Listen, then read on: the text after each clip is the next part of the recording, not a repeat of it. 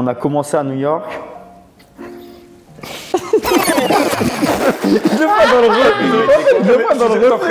On va reprendre à ta Je suis là depuis l'heure, je suis en Parce qu'on est heureux d'être ensemble. Non, mais parce qu'en fait, genre, j'essaye de pas le regarder et je vois son reflet dans la vie, gros. Je ferme mec, j'essaie de fermer ma gueule, je te jure. Là, c'est trop dur. Attends, donc cette émission impossible avec ces cassettes. Bon, on se la fait. Salut à tous, on est aujourd'hui avec les 4 fantastiques, ceux qui ont démarré Boxing Culture, notamment Bastien, Baptiste et Clément. Ils n'ont pas démarré Boxing Culture, mais c'est les premiers stagiaires et c'est les premiers qui sont venus sur des longues durées. 2 d'entre eux sont venus s'installer à New York. Aujourd'hui, c'est un rare événement parce qu'on est tous les 4 ensemble et bon, c'était l'occasion de faire un podcast. Donc voilà, représentez-vous brièvement. Bastien, qui tu es, ce que tu fais. Ok, alors moi, Bastien, a.k.a. Spicy Martinez. Voilà. C'est sûr, de toute façon. Allez, vas-y, on enchaîne. Non, c'est bon, les on va laisser de toute façon. C'est comme. Boxeur amateur, entre 50 et 60 combats à peu près.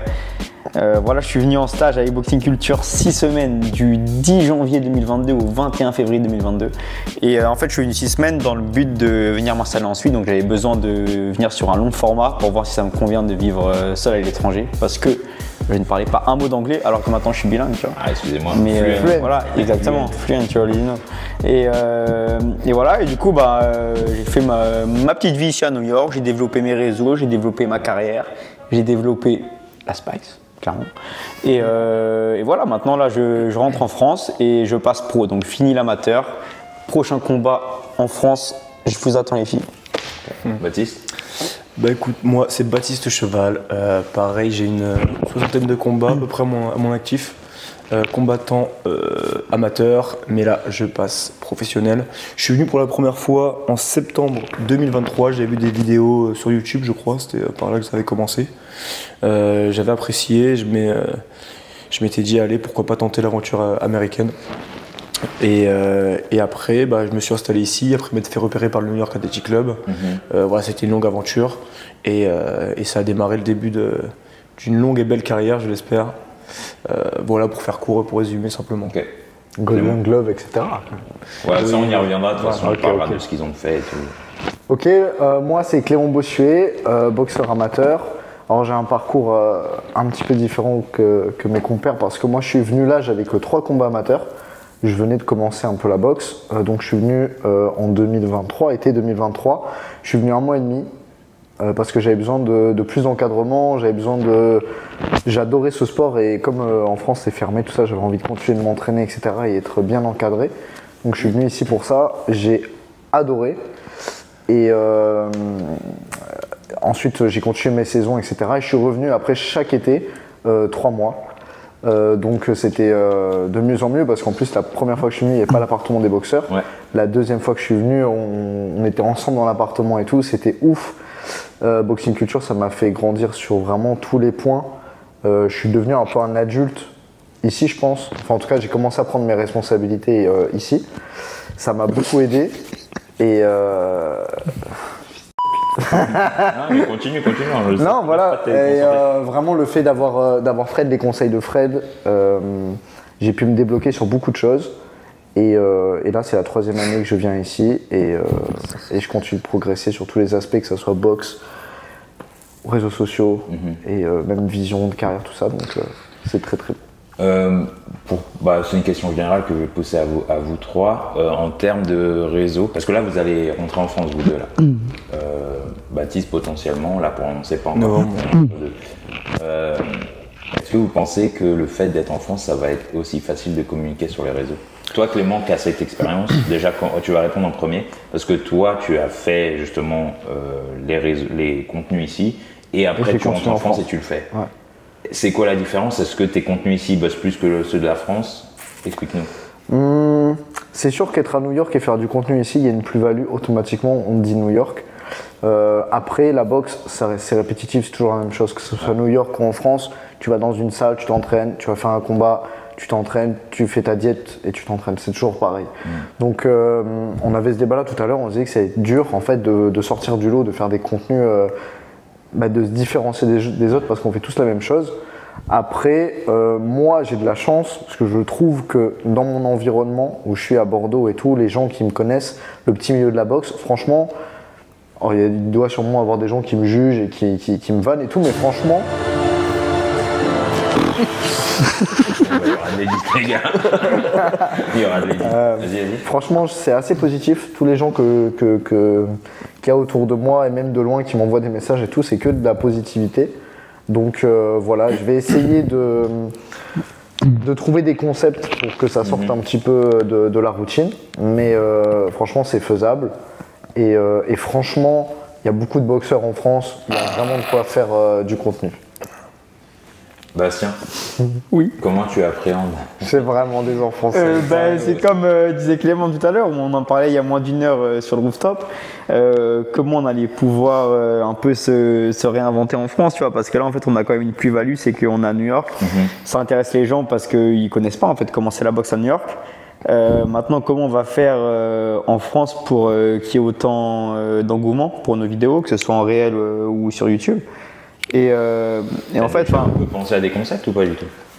En vrai, franchement, je te mens pas de ouf. Ouais. Mais après, moi, je me dis un truc, mais je pense que c'est valable pour nous trois. En vrai, maintenant, on commence à avoir l'XP genre des réseaux, tu vois. C'est un peu notre taf, tu vois. C'est-à-dire que tu disais quoi? qu'en France, il n'avait pas trop réfléchi à des concepts, mais que voilà, en fait, maintenant, les réseaux, c'était genre notre taf, et qu'on a commencé à New York.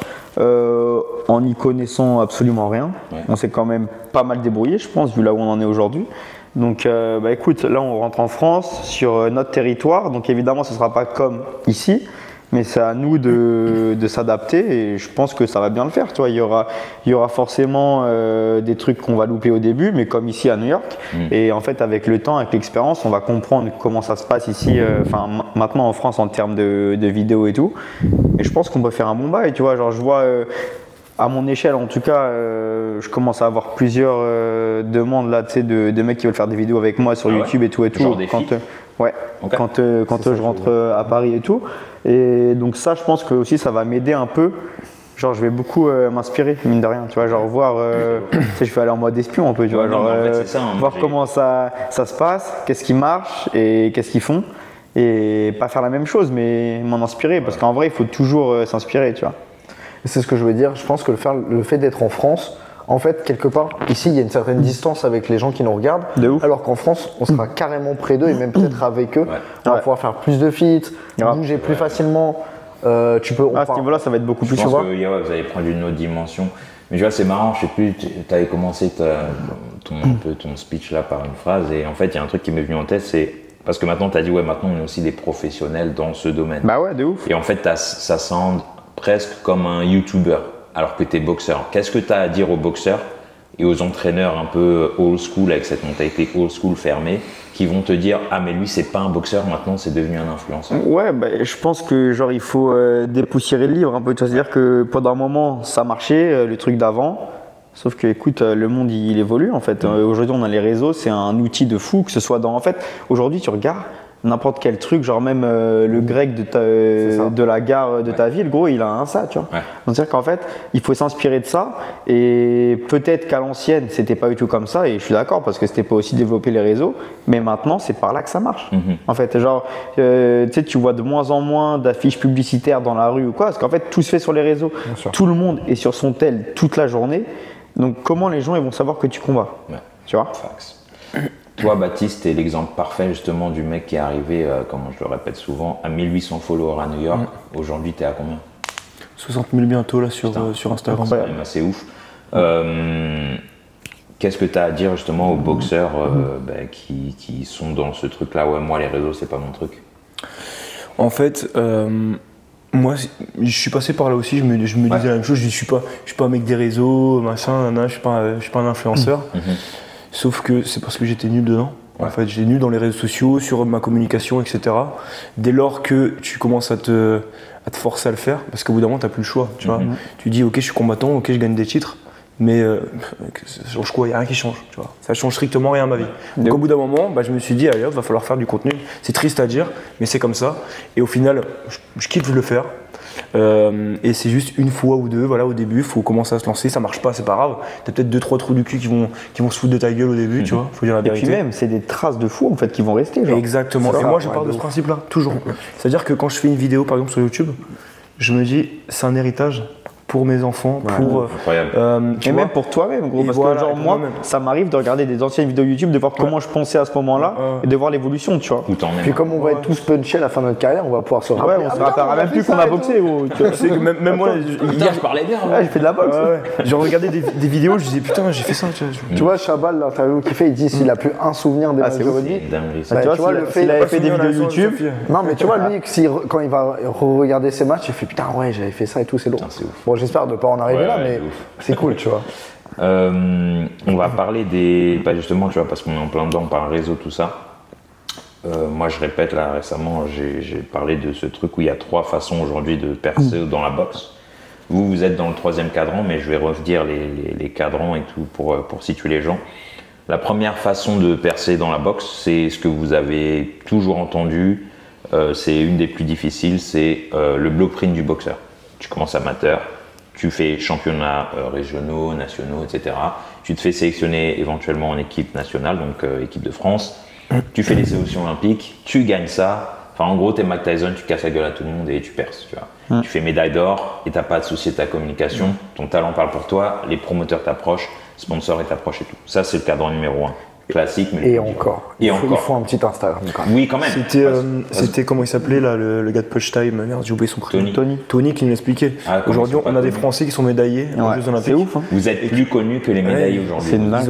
Ils galèrent en fait. Ils galèrent, ils ont 1000 abonnés. Ils n'ont pas de sponsor, ils n'ont rien. Ouais, c'est ouf. Et les mecs ils continuent, mais tu vois. Un petit Instagram. Donc, ouais, exactement. Donc ce blueprint sur le papier, c'est la meilleure façon de. Enfin, la meilleure. C'est la plus dure, mais c'est une des façons de percer, tu vois. Ensuite, on a quoi? On a moi, ce qui m'est arrivé. Ça veut dire des gens, ils arrivent, ok, on va mettre l'argent dans votre carrière et on va vous pousser. Genre, on va sponsoriser votre carrière. Mais ça aussi, ça a sa limite et j'y reviendrai parce que les gars, ils nous ont bien alignés, tu vois, ils ont bien mis du cash. On est arrivé à 10 combats, moi je suis arrivé à 12 combats, 10 KO, 0 défaite. Tu te retrouves bloqué parce que les mecs connaissaient pas le boxing business, tu vois. Donc ça, c'est la deuxième façon, c'est les gars, ils sponsorisent vos carrières, mais ça a ses limites. Et la troisième, c'est votre cadran, où aujourd'hui vous êtes des artisans de la boxe de votre carrière. Toi, Baptiste, Sébastien, vous avez le même âge à peu près, 25, 27. C'est ça, vous êtes un peu sur. Comment ça, 25 26. T'as 26? Et je vais avoir 27 dans pas longtemps. Ok, donc voilà, vous avez le même âge. Le même âge, 26, un mois, 27, 2 mois d'écart. Et vous êtes dans ce cadran où vous êtes des artisans de votre carrière, vous devez tout faire vous-même, communication, faire des résultats, vous entraîner vous-même. Toi, Baptiste, tu as la chance d'avoir des sponsors, enfin la chance, tu as travaillé pour avoir des sponsors, il n'y a pas de chance. Bastien, il en a eu un, mais ça s'est pas très bien passé, donc il se retrouve en fait tout seul, avec comme sponsor, je dirais, boxing culture, plus ou moins. Pour les chaussettes. Voilà, et plein d'autres. Mais voilà, tu vois, aujourd'hui, c'est un non négociable, la communication, parce que sans ça, vous ne serez pas là tous les 3. On précise que tout ça, c'est si on veut vivre de notre sport. Exactement. Là, on parle pour en vivre. Si, pour ceux qui veulent boxer simplement, faire ses combats, vivre sa petite aventure et tout avec son club, kiffer, il n'y a pas besoin de faire tout ça, il n'y a pas besoin de s'embêter. Mais si votre objectif, c'est d'en vivre, il faut passer par là. Ouais. Pour moi, c'est le nouveau non négociable, tu vois. Vous avez quand même déjà donné pas mal de conseils. On va parler de la réalité du truc et de la difficulté. Tu vois, moi, j'ai vu Clément, ça fait 3 mois, il est là, il galère pour nous sortir 2 réels. T'as sorti combien de réels depuis? Ah, mais si je jouais pas autant à Minecraft là. T'en as sorti combien? Un et un très vite fait. Putain, tu vois. Donc en 3 mois, tu sors 2 réels. Parce que il y a la charge, quand même, de vidéos de YouTube. Ça prend beaucoup, mais on va dire la charge mentale, les entraînements. Ouais, mais j'ai pas envie de. En fait, je change de mentalité là. Ouais. J'ai pas envie de me plaindre à ce niveau-là. C'est une responsabilité qu'on doit tout prendre si on fait un petit peu tous les jours. Ça. Le truc peut être facile. En fait, c'est moi personnellement, mon problème, c'est que je me mets une pression qui n'a pas lieu d'être et c'est le frein que j'ai. Mais c'est vraiment réalisable et vraiment des réels. Enfin, je veux dire, ça se fait vite quoi. CapCut, on a tous un téléphone. Franchement, CapCut, ça se fait. Tu veux mon avis là-dessus? Moi, genre, je pense de mon point de vue, de ce que je vois, en fait, tu veux trop le truc parfait. En Ouais, fait, de ouf. tu devrais faire un truc et le mettre. Genre, moi, tu vois des réels que j'ai fait, gros. Putain, genre, même en story aujourd'hui, je le mets pas, tu vois. Ça passe. De ouf. Ça passe. Ouais. C'est la pression. C'est comme ça que tu En fait, il t'améliores. faut mettre la pression au bon endroit, tu vois. Et moi, je me suis mis la pression au mauvais endroit. C'est pour ça, maintenant, là, je change de discours. J'ai plus envie de me dire, ouais, c'est dur et tout. Non, tout le monde peut le faire. Ça demande un peu de temps, etc. Mais vas-y, on scrolle tous 2 heures sur notre téléphone tous les jours. Tu prends 30 minutes, t'en fais un petit peu tous les jours. Tu vas à l'instinct. Et petit à petit, tu vas t'améliorer. Et voilà, c'est tout. Faut pas se prendre la tête. Il y a une astuce que j'ai utilisée et franchement, elle marchait bien. C'est que tous les jours, tu te bloques 100 minutes et tu fais une chose que tu dois faire. Par exemple, création de contenu, lire un livre, machin. Et tu mets tous ces trucs-là dans tes 100 minutes par jour. Voilà, c'est ça. Et ça te fait à peu près plus d'1 heure, tu vois, 1 heure et quelques.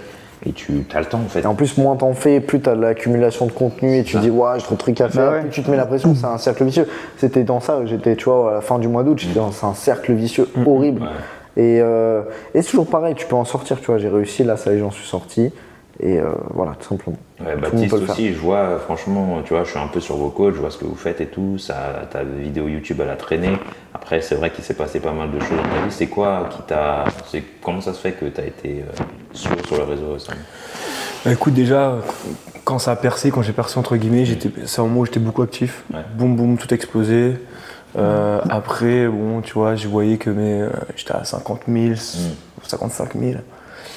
Tu te dis, ok, j'ai mes sponsors, j'arrive à gagner ma vie, et puis surtout, j'ai mon fils qui est arrivé, tu vois. Et avec prendre en compte. Ah ouais. Et mon bébé, il a 9 mois, il faut s'en occuper. Au bout d'un moment, c'est vrai que j'ai enchaîné une quinzaine, vingtaine de combats en très peu de temps. En même temps, il fallait être sur les réseaux. En même temps, il fallait faire ci, ça. Plus des coachings, parce que je donne des coachings. Au bout d'un moment, c'est comme tu le disais, on se met une pression. Et il fallait que tu prennes un peu quoi. Voilà. Même si malgré tout je l'ai encore cette pression-là, parce que la preuve, tu vois, là je veux sortir des vidéos et des vidéos qui sont encore. Et puis maintenant tu as la pression des sponsors. Voilà, il y a la pression des sponsors, j'en ai peur. Enfin, en fait, mais des fois il faut savoir aussi relâcher un peu. Là, par exemple, aujourd'hui ma carrière en ce moment c'est en attente, tu vois, pour mon passage professionnel. Quand tu auras des choses importantes à montrer, là je me focaliserai dessus, je sais pas si ça se dit. Mais ça m'a fait du bien aussi, tu vois, de pas me mettre la pression par rapport à ça, même si malheureusement ça se paye direct. Bien sûr. Tu vois, t'es un peu moins actif, et ben tu le payes, que ce soit financièrement, parce que les sponsors, ils disent putain, il y a moins de. C'est pour ça que j'essaye de vous tenir, genre, tu vois, genre en fait c'est comme un fil tendu, tu sais, toujours. Si tu le retends pas à chaque fois, il tombe. Toujours. En fait, c'est ça, mais c'est la vie pour tout le monde, hein, pas que pour les combattants. Bien sûr. Mais il faut faire aussi attention à pas être overthink, comme on dit, tu vois. Genre là, au bout d'un moment, je le sentais. Tellement d'enchaînements de combats comme ça, tu sais, les Golden Gloves, vous avez fait. C'était chaud. Tu deviens un légume, les entraînements ils sont fatigants, la pression elle est fatigante, la charge mentale. Voilà. Tu vois, ma femme elle travaille pas. Bébé, putain. Mon bébé à New York. Tu sais, des fois, moi je me plains et tout, et je pense à Baptiste, je me dis, non, en vrai, je suis putain. Non, mais en vrai, ma vie, je la kiffe de fou. Non, mais c'est vrai que la pression mentale, putain, il y a des moments, t'as de haut d'exploser, hein, tu vois.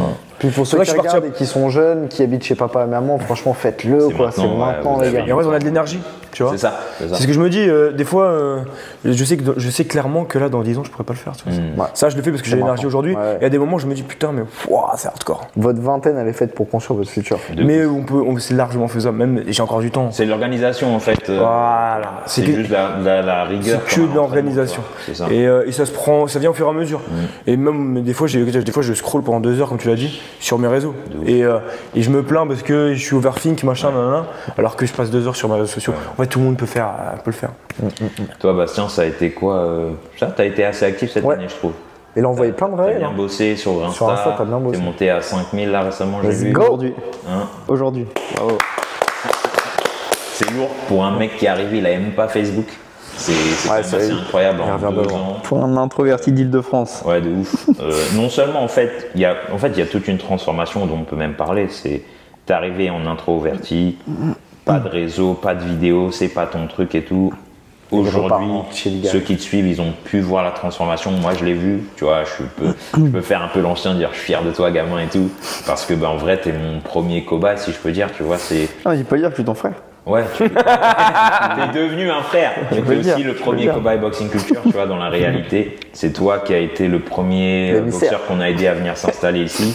Et la transformation, enfin, je suis grave fier de toi, tu vois. Genre, t'es passé, arrête, je vais pleurer. t'es passé de celui qu'on connaissait à de rat de la gare. super épanoui. Il est passé de fucking Martinez à Spicy. Exactement. Super Ça m'a épanoui. déchiré le cœur, ça. C'est fini les durags en Let's public. go. C'est vrai que. Et non, c'est quand même incroyable comme transformation et je pense que ça va inspirer beaucoup de gens qui regardent, tu vois, notamment notre petit dernier là qui vient d'arriver, Lorenzo, ouais. qui est encore assez introverti et qui a du mal à se livrer à la caméra et tout. S'il te voyait avant, maintenant, il se dit ok, bah c'est. Ah, mais justement, je On lui... disait Simple, les gars, regardez, c'est la première Tout à l'heure, vidéo je vais- YouTube, et maintenant, regardez la On dernière. lui disait ça tout à l'heure. Tout à l'heure, je lui ai parlé et tout, je lui ai fait un petit briefing Il a fait de un mon truc de retour grand de frère. New York, Ouais. tu vois, ouais, en Non, mais mode voilà, en je fait, prends c'est soin de ça. toi, tu vois. Vous et- êtes devenus des grands frères. Moi, j'aurais aimé qu'on me dise ces choses-là quand je suis arrivé au tout début et tout, tu vois, et je lui ai dit pas mal de choses et après, il va en faire ce qu'il en fait, mais. Au moins, il a entendu. Déjà, il a porté ses couilles, il est venu ici. Ouais, tu non, mais vois, même, il est quand même super mature, alors, Ouais, pour ouais. son âge, Il est plus dingue. mature que nous. À son, Ouais, moi, je te à jure. son âge, j'étais un Il petit est con. plus mature que moi alors que j'ai 26 ans. Non mais c'est incroyable, enfin voilà, tu vois, moi genre quand je vois ça, je vois votre arrivée, votre évolution, même Clément quand il arrive, il était un peu incertain, il avait ce truc où... Tu sais que moi, j'avais pris une T'avais- GoPro et tout. Ouais. Je l'ai sorti le jour 1, je l'ai plus jamais sorti Ouais, pendant tu vois, un mois et demi. parce que je pense que tu avais ce truc là du syndrome de l'imposteur. Ouais, de Des fois, ouf, je vois de que tu l'as encore un peu, Ouais, de mais ça a beaucoup changé. Ta confiance, enfin, t'as pris énormément confiance. Aujourd'hui, t'as Aspire Impro, c'était incroyable. Genre, ce que t'as Ouais, fait, c'était incroyable. dinguerie. Et genre, quand moi je vous vois, tu vois, comme je vois Bastien aujourd'hui, tu me dis, il fait de grand frère, vous devenez un peu justement des rôles modèles, tu vois, des exemples pour la jeunesse. Et voilà, ça fait plaisir, tu vois, genre qu'on a construit un truc comme ça et voilà, C'est ça, l'aventure quitte va à se continuer, construire de l'influence, entre guillemets, autant C'est ça. être des exemples C'est ça. dans le bon sens du terme, et tout en ne cachant pas nos faiblesses, mais en montrant que juste avec du travail, c'est faisable en Ça. fait. Ouais, non, vous avez un peu. Je pense que les gens, tu vois, aujourd'hui, je vous encourage à communiquer, mais je pense qu'il y a des règles aussi qui sont pas dites, mais à respecter, du genre faire attention à ce que vous dites, vos actions, et rester ce que j'appelle PG-13, tu vois, un maximum. Même si des fois, vas-y, 2-3 gros mots et tout, ça passe, on s'en fout. Mais rappelez-vous que les petits vous regardent et rappelez-vous que les sponsors vous regardent. Bien Tu sûr. vois. Et ça, c'est un des conseils que j'ai envie de donner à tous les jeunes qui vont s'aventurer sur les réseaux, notamment vous, tu vois, je me répète encore, c'est on évite les sujets polémiques, les insultes, les gros mots, les trucs et les comportements qui sont pas PG-13 ou exemplaires. Parce que il y a des moments qui vous regardent, tu vois, qui regardent, ah ouais, j'aime bien ce gamin, je veux que mon fils il s'inspire. Donc il faut toujours garder ça en tête et faire attention, tu vois. Mais soyez naturel, ne Bien changez sûr, pas toujours, non plus. toujours. On peut parler de ça. Est-ce qu'il y a eu des moments où vous vous êtes senti qu'il fallait jouer un personnage et est-ce que vous êtes perdu à un moment? Non. Non. Moi, non. Non, jamais, parce que en fait, moi, genre, maintenant, genre, les gens le savent, mais tu sais, ça fait plus de 2 ans que je n'ai pas pu rentrer en France. Et en fait, la dernière fois, où j'étais en France et je suis revenu ici pour être à New York et je pouvais plus revenir, c'est là où j'ai ouvert ma chaîne YouTube et tout. Et en fait, genre, j'ai ouvert ma chaîne YouTube avec ce truc de, ok, genre, là, je vais essayer de montrer à ma famille, à mes amis, à mes parents, à ceux que je tiens le plus, tu vois, ma vie. Parce que bon, je les appelle en FaceTime ou quoi, mais ils voient pas ma vie en vrai, tu vois. Et du coup, en fait, je me suis dit, il faut que je reste moi-même parce que mes parents, ils me connaissent mieux que personne. Si je commence à jouer un rôle, ils vont le capter direct. De ouf. Tu vois, et ils vont se dire c'est bizarre. Et enfin, moi, je suis connu pour être très authentique. C'est-à-dire que, il y en a qui aiment bien et il y en a pas mal qui n'aiment pas aussi. C'est tu vois. ça. Et, On peut pas plaire à tout le monde de toute façon, même si ça. tu joues Ouais, de un ouf. rôle, il y aura des gens Exactement. autant être toi-même. Et en fait, du coup, je me suis dit, vas-y, autant être toi. Il y en a qui vont aimer, il y en a qui vont pas aimer. Mais c'est moi en fait. Et genre, c'est comme dans la vraie vie, quoi. Tu te fais des potes, il y en a avec qui ça match, il y en a avec qui ça matche pas. Mais c'est juste les relations humaines et la vie. Genre, t'y peux rien en vrai. Et du coup, en fait, je suis parti dans cette direction-là. Et écoute, à ma grande surprise, j'ai vu qu'il y a pas mal de gens qui ont kiffé, tu vois. Et Moi, je j'ai pensais pas kiffé. du tout. J'ai kiffé cette approche. Et du coup, j'ai essayé de m'ouvrir au fil du temps un peu plus dans mes vidéos, tout en restant moi et en restant authentique, tu vois. Et écoute, ça a plutôt bien marché et bien payé, tu vois. Donc c'est plutôt cool. Et après, parce que aussi au fil du temps, j'ai aussi mûri énormément. Et même j'ai été aussi beaucoup plus familier à faire des vidéos et à me filmer. Parce qu'au début, putain, quand tu sors ton tel et tu te filmes comme ça, tu te dis, mais qu'est-ce que je fais, gros, tu vois. Moi, j'ai mis un an et demi. Ah, c'est une Au moment où je dis ok, il faut que je fasse des vidéos, j'ai mis un an et demi avant de sortir ma première vidéo. Un an et demi où tous les soirs tu te poses dans le lit, tu dis putain, aujourd'hui j'en ai c'est ouf, fait un an. T'as vu? Tu sors ton téléphone, t'es là. Non, je peux pas. Mais comme tout, ça prend du temps et tu peux y arriver, tu peux casser ce truc-là. En fait, c'est un entraînement. C'est ça, exactement. Tu vois, moi, il y a plein de trucs de rush et tout que j'ai filmé que j'ai jamais sorti. Mais en fait, quand tu les vois, tu vois qu'à chaque rush, genre, il y a une petite amélioration dans un truc et tout. Jusqu'au moment où tu te dis, moi, il est pas ouf, il est pas parfait, mais ça passe, tu peux le sortir. Tu vois. Et pareil pour le montage. Au début, tu sais pas ce que tu gardes et tout. Ah ouais, de ouf. Ok, ça c'est bon, ça c'est pas grave. Tu vois, genre le réel de tout à l'heure que j'ai monté en 5 minutes, quoi. Ouais. Tu vois. C'est lourd. On a eu le. Baptiste, il n'a pas répondu à la question. Si tu as l'impression de Non, il a dit non.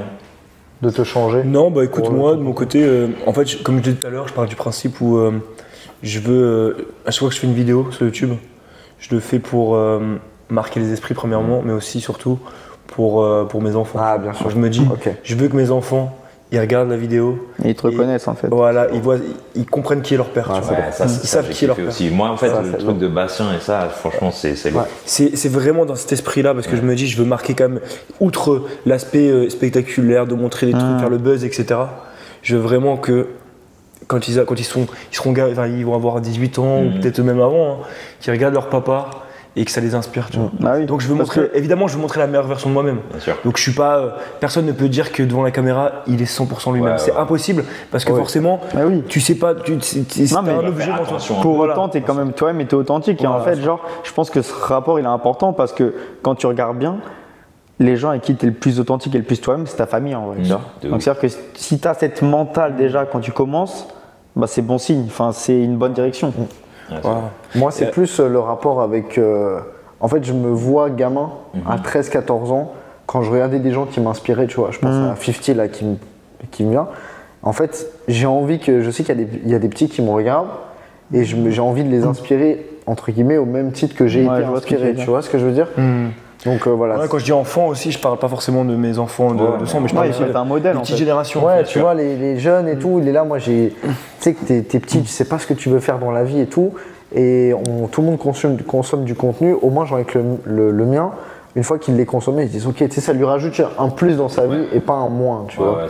Être un petit plus, une petite énergie positive, un petit ok, je peux le faire, tu vois. Ça rajoute de la valeur. Ce qu'il faut aussi que les gens qui nous regardent, ils comprennent. Moi je m'adresse à eux maintenant, mais c'est peut-être pas le meilleur moment de le faire, mais c'est que on est des humains normaux, tu vois. Normal. Que on a des humains normaux avec des humains normaux.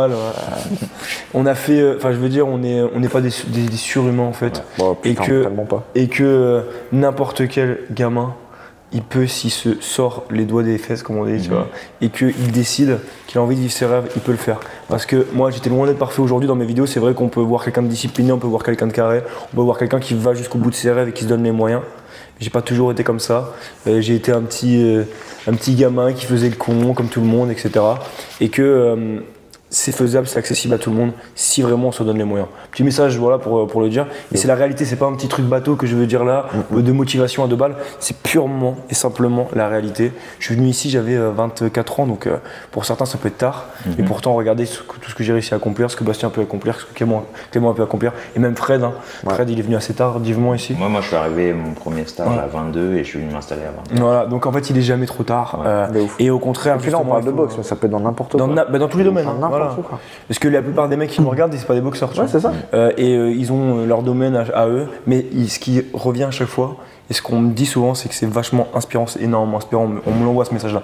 C'est ultra inspirant, on me dit ça. Donc c'est cool, c'est valorisant. Mais en même temps, qu'est-ce qu'il fait dans la vie, lui? Ce mec-là, il est dans un business ou il est dans son truc. Et lui-même est inspirant pour nous, en fait. Tu vois. Ah, bah bien sûr. Putain, mais lui, il fait ça, ouais, c'est une folie. Et c'est pour ça, ça s'applique à tout. Voilà, je veux dire ça. C'est lourd. Je veux juste vous poser une petite question. C'était intéressant, on a eu le père de Lorenzo justement, tu vois, qui était il est un peu plus vieux. Giga chat. Mais c'est quand même un petit jeune, il est sur les réseaux, tu vois, il poste ses photos, il sait. Il poste plus que nous. Franchement, il est là, il poste ses photos, swag et tout, beau gosse. Il poste pas de vidéos d'entraînement. Et... Son père, j'ai même pas vu, il a Instagram, toi. Ouais, non, il est bien, il est pas mal. Ouais. Et nous, on a eu cette conversation où je disais justement, il faut que Lorenzo, machin, il dit, et il a grave peur de ça.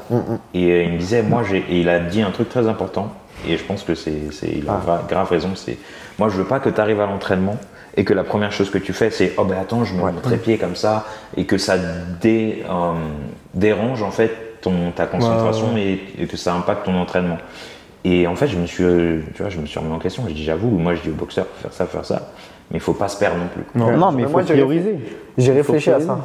En fait je pense que en fait il y a la notion de passion. Tous les quatre, notre première passion c'est la boxe. Avant tout, tu vois, on kiffe la boxe. C'est-à-dire demain il y a une panne d'électricité, il n'y a plus rien, on va trouver un sac, on va taper dedans parce qu'on aime ça, tu vois.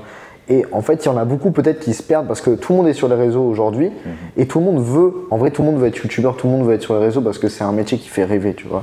Mais pourquoi tu veux être dessus? Quelle est ta bonne raison? Moi je suis passionné de boxe et derrière j'ai envie de partager mon truc.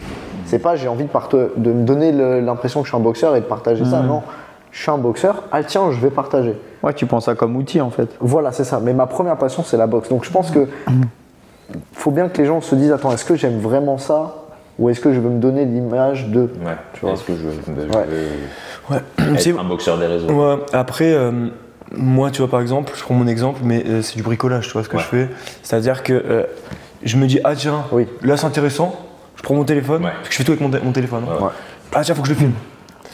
Si tu regardes, il y a beaucoup d'extraits aussi de mes vidéos YouTube. Que tu vois, une fois tu m'as dit, oh, tu veux que je te filme et tout. Je dis, vas-y, bah viens, suis-moi. Tu étais venu, tu nous as montré, tu m'as envoyé. Après, je fais du bricolage, ça me prend pas non plus un truc de fou. Par contre, là où c'est compliqué, c'est au niveau du montage. Là, effectivement, c'est après, il faut monter. C'est pour ça que je mets beaucoup de temps à le faire. Mais tu peux trouver le temps si tu veux. Tu prends ton téléphone, au pire, tu fais, bon, aujourd'hui, on va au truc, tu te filmes face cam. Faut pas que ça te prenne plus d'énergie que ça. C'est ça. Voilà. Et puis, tu poses ton téléphone pendant ce sparring, à la limite. Et puis c'est tout, tu vois. Et après, tu peux faire de la voix off, etc. Tu vois. Mais ça doit pas être, mais faut pas que ça te prenne une énergie. Faut pas que ça te prenne trop d'énergie. L'entraînement, c'est l'entraînement, tu vois. C'est ça. Quand ça devient compliqué, moi j'arrête, je fume pas. Pareil. Ce qu'on avait fait là un jour, média training, un peu média, on est allé au Gleason, on a fait notre shooting. Ah oui. Je pense que la meilleure solution dans ce truc-là, c'est ça. C'est que tu bloques un jour, 1 heure par semaine dans des gyms différentes où tu arrives, tu fais ton contenu et tu balances peut-être 1 heure de contenu et tu pourras le découper. Et, tu vois. Ce que les gens ils aiment, c'est l'aventure aussi, ils veulent suivre l'aventure. Ils veulent le en même temps. Et donc ça c'est bien pour faire les images, moi, dès que je me sers tu vois, de temps en temps pour illustrer les trucs. Mais ils aiment le moment présent, ils aiment demander à quelqu'un d'extérieur de venir, un pote, peu importe. Comme ça, vous êtes focus dans votre truc et vous vous occupez de pas de ça. Parce que la priorité, ça reste l'entraînement. Ça, c'est quand même. Moi, par exemple, tu vois, quand les mecs sont venus pour faire le documentaire, là, j'étais mal à l'aise à certains moments. Par exemple, quand on va au champ boxing, ça dépend des gens. Il y a des gens qui vont être mal à l'aise. Moi, par exemple, j'étais mal à l'aise. J'arrive dans la salle. Le mec est comme ça en train de me filmer, en mode je suis une rosta et tout. J'aime pas ça, tu vois. Mais c'est aujourd'hui, c'est de plus en plus commun. En tout cas, ici, c'est commun, tu vois. Ça dérange personne. En France. Je comprends. En France, ça va être compliqué. Ça va être très bizarre. Déjà, les coachs, ils ont du mal quand tu filmes ton sparring et tout. Donc, ça, là, les histoires de. Mais aujourd'hui, c'est comme ça. Enfin, tu vois. Il faut s'adapter. Si on prend un mec comme Bilej qui tout, partout il va. Il y a un mec, il a un staff. Thibaut Verral, aujourd'hui, maintenant, il fait ça. Pareil, tu vois, de la même façon. Il y a ton gars. Il faut qu'il attende. C'est bon, c'est barré. Et oui, je suis d'accord avec toi. Bilej Kitou, là, qui a monté sa chaîne YouTube, là, j'ai regardé ses vidéos dernièrement, là. C'est pas mal ce qu'il fait. Et lui aussi, pareil, il fait un peu comme nous, là. Tu vois, il se met en mode vlog. Il a sa DJI, j'ai vu, il a acheté sa DJI et tout, il fait ça. Donc, c'est bien qu'il y ait quelques mecs en France qui le fassent avec Thibaut. Mais ça va s'ouvrir petit à petit. De toute façon, nous, on va rentrer en France, on va le faire. Et encore une fois, vous n'êtes pas obligé d'avoir un mec, vous prenez votre téléphone, vous pouvez faire 80% du. Et moi, je fais 100% avec mon téléphone. Je filme et je monte et je fais. Non, mais ça suffit largement. Ah oui, largement. Ouais, je fais tout avec un téléphone aussi. On va finir sur. Mais posez-vous bien la question, pourquoi je me filme? Pourquoi je fais ça? Ah, c'est ça, c'est clair. On va finir sur un petit highlight sympa. On va parler de meilleure et pire expérience à New York. Le bruit, putain. Je suis d'accord avec toi. J'allais dire un truc de ouf. Non. Vas-y. Celui qui veut commencer, il commence. Bastien, toi que ça fait 3 ans que t'es là. Meilleur. Une des meilleures, allez, top 3. Il y en a eu plein quand même, tu vois, mais là tout de suite qui me vient comme ça, c'est genre un champion de New York, forcément, tu vois, tu prends la ceinture avant de rentrer en France une dernière fois, tu ramènes un truc concret à tes parents. En plus de ça, incroyable, parce que moi, genre, je rentre dans ma ville, à ce moment-là, il y a un événement de boxe. Du coup, je suis en mode guest. Ils me font monter sur le ring avec ma ceinture. Je prends le micro, je parle, je présente mon histoire. Je fais photo avec le maire, tout ça. Enfin, genre, c'est lourd, tu vois. Et tu rentres dans une autre dimension. Alors que quelques mois avant, tu partais, t'étais un rat d'égout, gros, tu vois. Et pire, putain, il y en a eu aussi beaucoup pas mal. Hein. Franchement, pire, je dirais sûrement. Quand j'ai cru que j'allais canner en fait au Madison, tu vois, quand j'ai boxé au Madison et que bon, pour ceux qui savent pas, j'ai boxé avec une pneumonie, mais bon, combat au Madison, finale des des Golden Gloves, je pouvais pas ne pas y aller évidemment. Donc j'y ai été, sauf que en fait, le 3e round, mec, j'étais en apnée, tu vois. C'est-à-dire que j'arrivais pas à prendre mon souffle, genre je pouvais pas.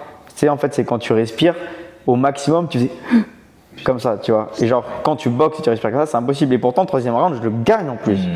Mais sauf qu'après ça, toi, tu étais avec moi, j'étais dans le vestiaire, mais j'ai vraiment cru, en fait, parce que genre, j'arrivais pas à reprendre mon souffle. C'est-à-dire que j'étais dans le vestiaire, j'étais là, je m'allongeais par terre et tout, j'arrivais pas à reprendre mon souffle, c'était horrible. Il y a eu ça, il y a eu quand j'ai perdu mon taf et je me suis retrouvé pendant plusieurs semaines avec $3 sur mon compte et j'étais limite SDF, mec, je devais genre frauder le métro et tout, enfin j'avais rien. J'étais là tous les jours, alors que je continuais de m'entraîner 2 fois par jour. Et je me réveillais tous les jours avec le truc de tu dors mal, tu te dis aujourd'hui comment je vais essayer de faire de l'argent, parce que t'en fais même pas en vrai, mais comment j'essaye de faire de l'argent, tu vois. Et ça, c'était une dinguerie, mec. Et ça a duré longtemps et c'était hardcore. Et Dieu merci, je suis resté solide, tu vois. Et aujourd'hui, je m'en sors super bien. Mais ouais, c'était genre les 2 pires, je pense. Nice. Baptiste, meilleur. La meilleure, je dirais le titre SBC, champion de New York, parce que c'était une consécration, tu vois, de tous les sacrifices qu'on avait fait. T'étais là en plus, t'étais dans le coin avec Rich. Il y avait mon frère d'armes, c'était trop bien. Ensuite, en fait, tout le processus, les Golden Gloves, tu vois, ça c'était incroyable parce que t'as vu, j'ai perdu je gagne contre Israël. Ensuite, je perds, je me fais voler au Madison Square Garden. 2 jours après, je leur combat, je gagne dans un combat super serré où ça durait 3 heures la décision. On attendait, machin. Enfin, c'était un film. Vraiment, j'ai vécu un film. Toutes les émotions, etc. Donc ça c'était incroyable. Les pires, en fait, je veux te dire, tout le parcours a été incroyable, vraiment. Tout le parcours est incroyable. Je dirais même les épreuves et les difficultés ont fait partie à rendre tout ça aussi incroyable que ça l'a été.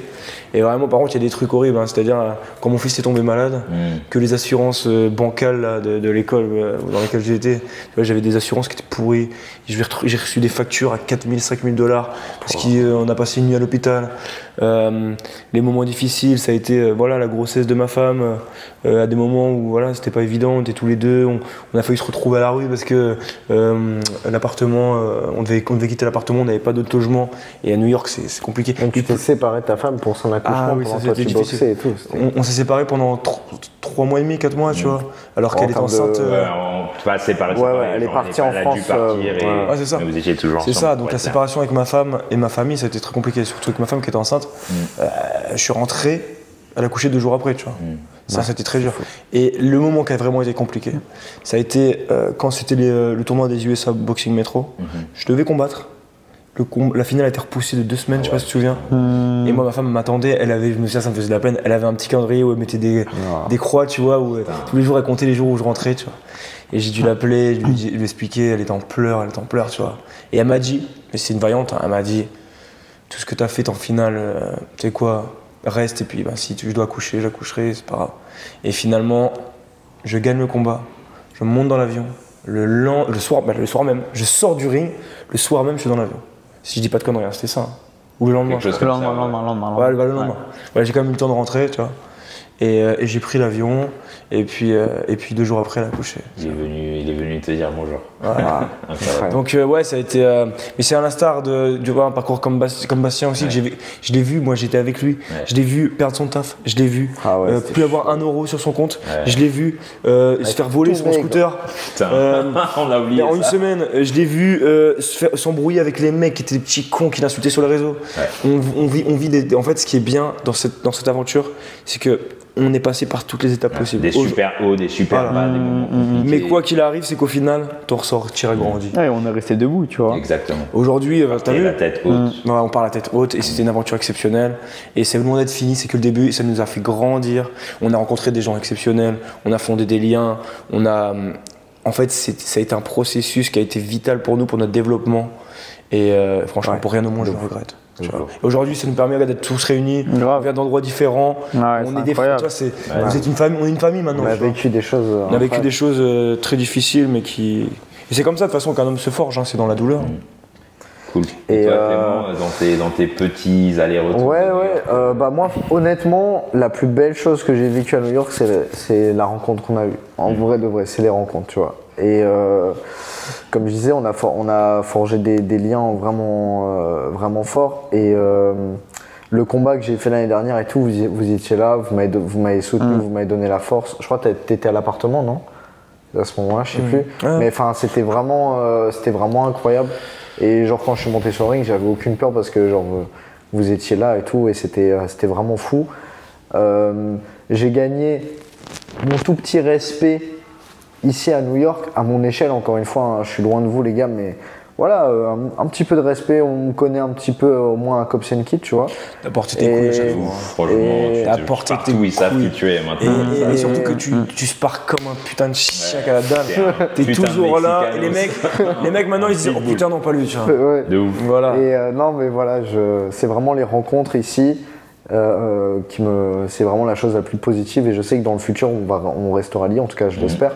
Et la pire des choses, c'est la ville, le bruit, la bouffe, le temps de trajet, ça me fatigue. Après moi c'est différent parce que je viens et je travaille pas, je suis pas actif dans cette ville.